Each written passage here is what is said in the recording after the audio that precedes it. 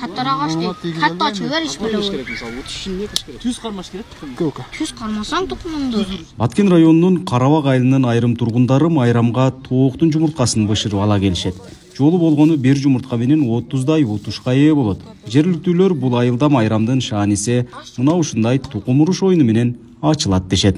Сындырсам мен тукумдун эрежесинде биринчи учуга саперни урат, аркасыга. Экинчи урат.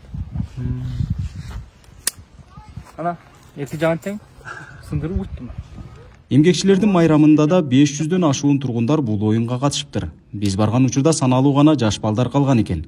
Айрымдарынын желим баштыгында утуп алган 10 чакты жумурткаларды көрө алдык. Бул оюн айыл жеринде Союз мезгилинен башталып, бүгүнкү күнгө чейин популярдуулугун жоготпоптур. 82-жылдан бери ушул оюн болуп келишет. Муну ойногон кишилер бардыгы чыныгы дүйнөгө кетип калды. Ойнотуп. Мында күрөш болот. Тоңчумайда күрөш болот жаш балдардынчы. Көп жылдан бери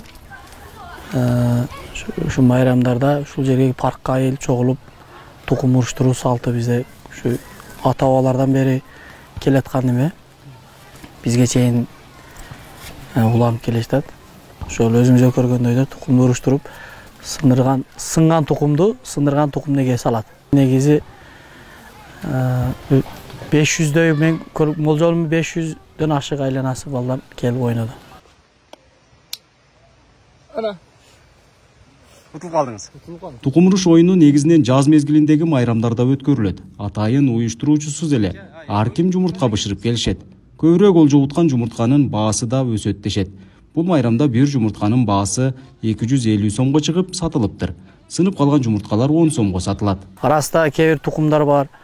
Бир тукум 10-20га чейин уткан тукумдарды көрүп, ошолордун мындай уруштурганын көрүп кызыгып эме кылабыз. Анан ол көп сындырган тукумдун баасы да кымбат болот.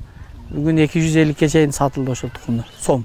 150-250 сом. Көбүрөөк сындырса, пышык тукум болсо, Өзү сынбаш керек. Өзү сынбаш керек. 5-6 таны сындырса, уже ал тукумдун баасы өсөт. 200 сом, 250 сом ушундай. 8 мартта, Ноорузда, 2 айтта, 1 майда, 9 майда майрам болот бизде ушундай. Негизи эл топтолсо эле тукум урушсуз өтпөйт. Тукум уруштурат, тукумду үйдөн пышырып келеттер. Аны тукум пышырып алып келип саткандар бар. Атайын. Саат 10га чейин жүдө кызыйт. Карабак айылы тажик айылдары менен канаатташ турганына карабай тукум уруш оюнун кыргыздар гана өткөрүп келет. Буга чейин кошуна өлкөнүн жарандары менен биргеликте өткөрүлгөн майрамдарга негизинен тажик соодагерлери келишчү экен. Чек ара тосулуп, бири-бири менен карым-катнаш токтоп турат. Нургазы Жайнаков, Регион телеканалы, Баткен облусу.